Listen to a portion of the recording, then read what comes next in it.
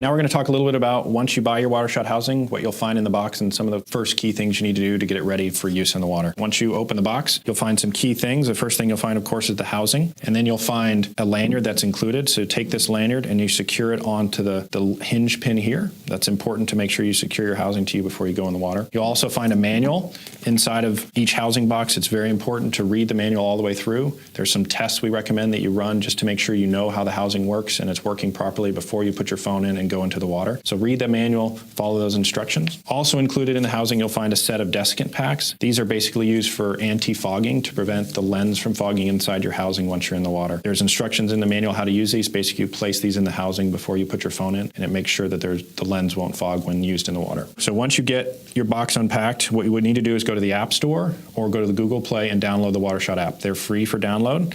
Once you have them on your phone, we want you to put them in the bottom right or bottom left corner. This holds true whether you have an iPhone 4, iPhone 5, Samsung S3 or S4. The same concept is true. Put it in the bottom left or bottom right of the screen. What this does is allow you to access the app, open and close it while the phone is in the housing. So first thing we want to do is we'll talk about how to open the housing. So if you take the housing, you'll notice that all the housings have a locking latch. There's two different styles, but they all are a locking latch.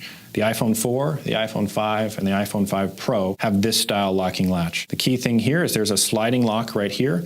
You want to slide the lock, and then you use your thumb on this area of the latch here, and you open the latch that way. Now you're free to open the lid. On the Samsung, it's a little bit different on the two Samsung housings, but it's still a locking latch. There's a lock located here. You slide that up with your phone, with your thumb, and then you rotate the latch, and that allows the lid to open. And then to close it, you go back the other direction. So once you have the housing unlatched, then you can open the lid. So the back of the lid hinges open this way, and then you'll notice a series of rubber bumpers here on the bottom of the housing, and there's actually support bumpers as well on the top of the housing. The phone sits inside of these rubber bumpers. So you want to install the phone into the housing so that the camera is lined up with the lens port. So you take your phone, install it securely into the rubber bumpers. You notice it's a nice secure fit. Once it's installed properly, check to make sure the seal is clean and no damage and properly installed. And then all you have to do is close it till it's fully closed and then push the latch closed till you hear the lock snap into the lock position. Now your phone is secure inside the housing and you're ready to take it into the water.